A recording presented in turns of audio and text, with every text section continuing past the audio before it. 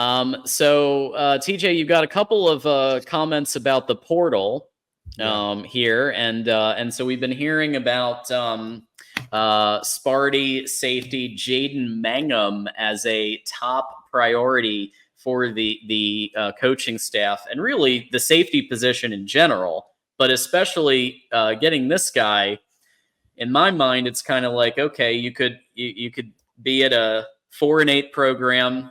The coach just got canned for off the field activities, or you could go and be a national. You could play at the national champion program, which is known for good defense.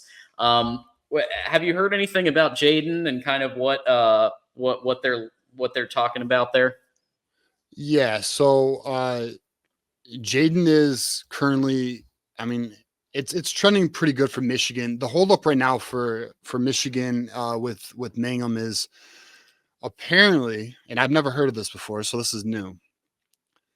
He's going to complete his undergrad at Michigan, but it's going to be a Michigan State degree, and then he's going to enroll as a grad student. So that's what they're trying to pull. I've never seen that before, and I guess the reason why this loophole even exists is because Michigan and Michigan State actually share this specific program, so it's actually doable. But apparently, there's like some hurdles with this, so they're trying to work all that out. So we'll see. We'll see if they can iron it out. It does seem to be trending Michigan, but we'll see. We see how the portal is. It's a very dangerous game. All you need is a school to give you a phone call, and things can change. So yeah, but he's going to be at Michigan when he finishes his underground, Ralph. That's the unique thing about it. So he'll get a Michigan State degree at Michigan, which is very unique, and I've never heard of that before. But yeah, that's fascinating, and it just goes to show some of this, as Dependent Fanatic is saying here. I'm not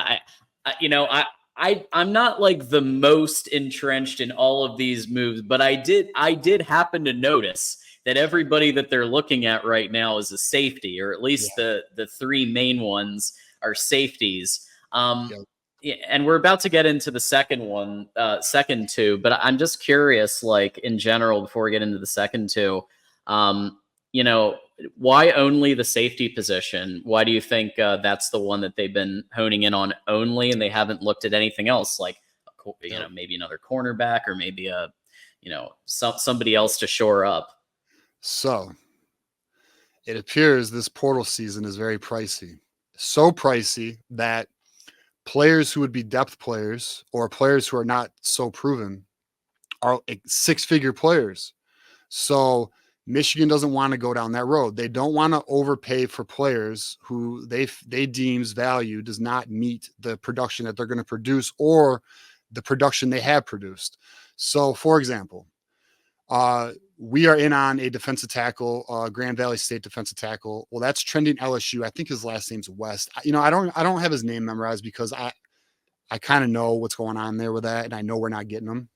So it is what it is. But we're losing players to other programs because other programs are throwing bags at these players. And I know there's going to be people who are going to be in the comments and be like, well, we need to up our game. And like, look, I don't disagree. There needs to be a more competitive aspect to our NIL, but I'm in sort of an agreement in the sense of when it comes to these depth guys, we can't be giving these kids $150,000, $300,000. Like you can't do that. Like you cannot run. Like you have kids who are depth players who may not even be like strong contributors making more than starters. You can't have that principle on the program. And that's kind of the divide right now. I mean, listen, we all know that NIL is a damn mess right now. It's a wild, wild west. Schools are throwing insane money at these kids. And Michigan is. So let me clarify this too for anyone who's unsure. Michigan is doing pay for play. So anyone who holds the position, Michigan won't do pay for play. That's not true. That is evolved. They are evolving. They are willing to do pay for play, but they are not willing to be highest bidder for a player or a position, and that matters too. And I can explain that they deem is too pricey. For example, Marquise Davis, this is recruiting Davis. Now. We lost him to Kentucky. They like Marquise Davis, and I'm gonna be honest, this one hurt. We watched this highlight tape. I love Marquise Davis, so this one hurt like hell, man. Kentucky tripled the offer, and Michigan is not going to pay $300K for a running back who is going to be on the depth chart, a freshman running back, right? When we have all the running backs we have, who is not a proven running back, to be on the roster. Like, they are willing to give him some money because he's earned that. And then you earn more. Their philosophy is you earn more as you develop and as you prove yourself. We'll see. I mean, the high school recruiting, I do think, needs to be a little bit more competitive than what we're doing. I think we're a little frugal in that area. I also know they're trying to raise more funds so they could be a little more aggressive as well, which should happen this summer, which we can talk about maybe on the next show. But yeah, I mean, the reality is the positions we were after, like we just lost a cornerback to Illinois from Texas. I think his last name was Porter.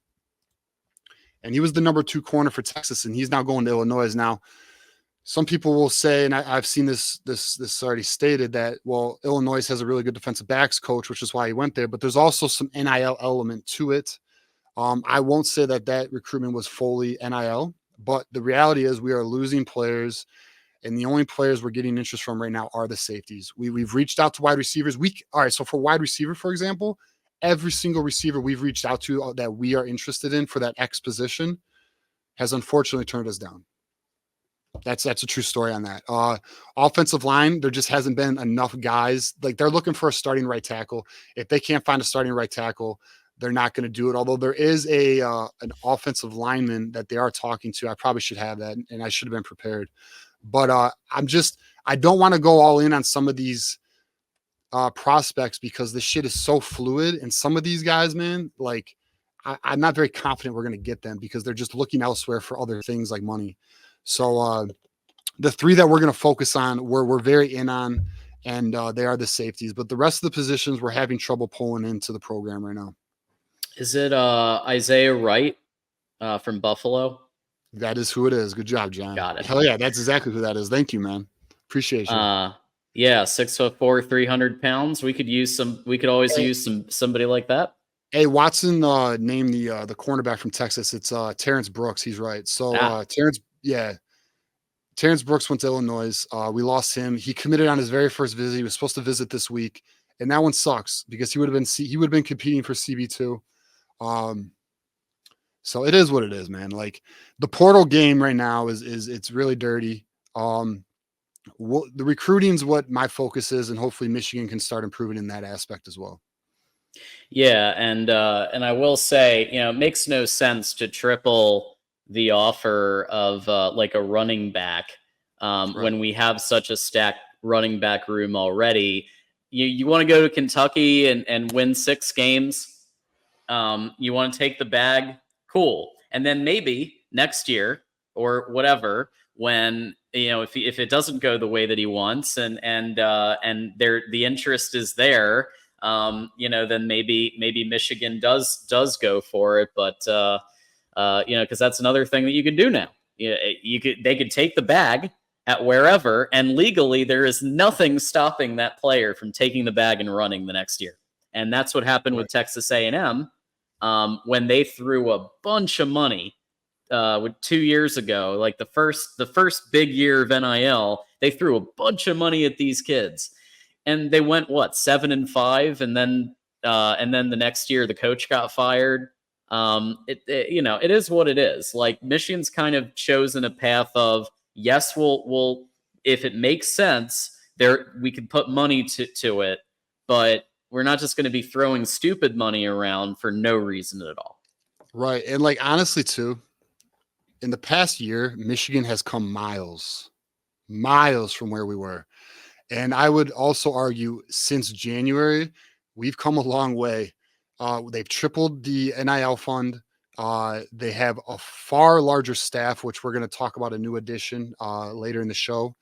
And yeah, I mean, the program is the infrastructure is being put in place. It's coming along. We're just not there yet, but the recruiting season's still early. It's only May. So we'll see. Let's, I'm in observation mode right now. So, I see what's going on. There is some positive, but there's also a lot of frustration too. Like losing Marquise Davis, very frustrating. Yeah, it's true. It's true. Some of these really do hurt. So also we had two others. So Tennessee safety Wesley Walker and Sacramento State Cameron Broussard as well in the safety front. Yep. So Michigan's looking to add 2 safeties to the team. So now we have 3 options right now. We got Mangum from Michigan State, Walker from Tennessee, and then Broussard from Sacramento State. They're looking to add 2. The reason why they're looking to add 2 is because Zeke Berry is going to be moving to nickelback. So when you look at the injury to Rod Moore, you got the transfer of Keon Saab, and then now moving Zeke Berry from safety to nickelback, there is room in the safety room. So right now, I feel like Mangum is looking good, but you know how that goes with it, like when it comes to like admissions and things of that nature. So we'll see there. Wesley Walker was just on campus recently. Tennessee, former Tennessee safety. His connection is Brian John Marie. So Brian John Marie got him up here. They like him, and we'll see. We'll see where it goes. Another safety, Cameron Broussard, who I'm actually a little intrigued with because he's very like fundamentally sound, good tackler, very athletic player. He visited on the 10th, I believe. It was May 10th. So we'll see where it goes. I haven't heard a lot of buzz since the visit. And typically when you don't hear a lot of buzz, I don't know. Typically it's not a great sign, but it's not necessarily telling either. It's just an interesting development. But we'll see, man. I mean, I do think we will add at least 1 safety. We'll see if we'll be able to pull 2. Yeah, and Moose mentioning OSU is going after. I'm assuming he means Quincy Porter. Now after they saw Michigan was going after him, well, that just makes sense. I mean, the Buckeyes, saw that we wanted somebody, and then they wanted to bid for them. That's a big shocker. Yeah, I mean, look, dude, that happens all the damn time. I mean, one Porter or Quincy Porter he's a wide receiver, so Ohio State has that draw, right? But Ohio State has a history of if we offer a player, they offer a player. If we're into a player, then they try and swing them to they try and block them from us. They do this shit all the time. Like if you remember, I don't necessarily remember the kid's name, but the Oregon State transfer, he was a zero tech. It was like 2-3 years ago when Michigan was trying to get bigger on the defensive line. Ohio State offered him after Michigan so he wouldn't come to Michigan, man. And then remember Dylan Baldwin from Jackson State? Mm-hmm. Yep. They did the same shit with him, man. So they have a track record of offering our guys after we offer them or pursuing harder because they know our interest is in those players. So listen, it's typical rivalry bullshit. They're scumbags. We know that. So it is what it is, man. And we will have more to come on Ohio State later in the show. But before we do any of that, we do want to remind everybody that we have the Voice of College Football merch store. So check that out and get yourself some merch for the college football fan in your life. We've got all kinds of things on here. I'm not going to show it today, but you've got the link there. Shirts and hoodies and coffee mugs and everything else. And we also do ask if anybody has a product, service, business, or personal brand that they want to sponsor the Voice of College Football with, Voice of College Football Michigan, any of our shows. Talk to MarkRogersTV at gmail.com to learn how it could benefit you to be part of Voice of College Football Network. Okay. Let's see here. We've got the man himself, Tim Prangley's in the house. He's chilling. We got to do a pregame show, Tim. We got that week is gonna be a good week, man. We got a lot of content to make with you. Get some crossover content there. Oh, yeah. Tim, of course, the host of our USC shows and now part of Trojans Wire, USA Today. So very exciting, and we're very happy for Tim as he goes on this journey here and is doing all the writing and all the things and getting ingrained into USC Trojans insider whole universe. So it's great, and we're happy for him. Okay, Big news on the NIL front, TJ. Michigan has decided to hire an executive GM specifically for NIL for Michigan Athletics, Therese Whitehead. And so my first thought when I heard this was, wait a minute. Didn't we hire a GM like pretty recently, and NIL was supposed to be like one of his main responsibilities? So is Therese like under him, or like what's like the walk me through that a little bit if you have some insight on it? Yep. So Sean McGee is the general manager for the football team, and he handles the NIL portion for the football team. Whitehead is going to be for the entire athletic department as a whole. She's going to cover from like girls swimming all the way to the basketball team, right? Hockey team, gymnastics, etc. So, and she will also do some crossover into the football as well with her connections with the Altuis partnership we have with them. So, she's a good addition. She's another person to help build our NIL efforts. And I mean, if anyone looks at her resume, it's pretty damn impressive. She has a pretty in-depth background with like the NBA and a bunch of professional leagues. And, she seems very qualified. I'm interested to see what she does. Honestly, we may see the biggest impact of her. I mean, we'll see though, right? I'm assuming at this point, but I would say like the non-revenue sports, like maybe the hockey team or, the girls gymnastics team or the softball team, which, everyone's kicking ass right now.